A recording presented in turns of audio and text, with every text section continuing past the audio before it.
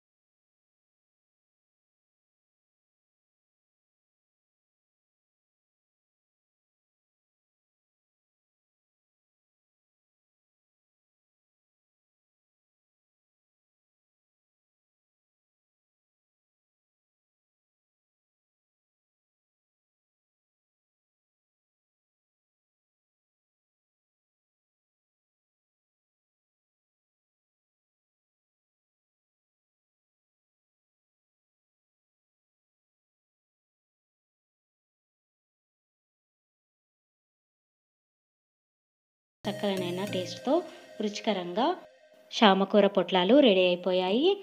ఈ రెసిపీ కనుక మీకు నచ్చినట్లయితే మీరు కూడా ఒకసారి మీ ఇంట్లో ట్రై చేసి ఎలా వచ్చిందో కామెంట్స్ రూపంలో మాకు తెలియచేయండి.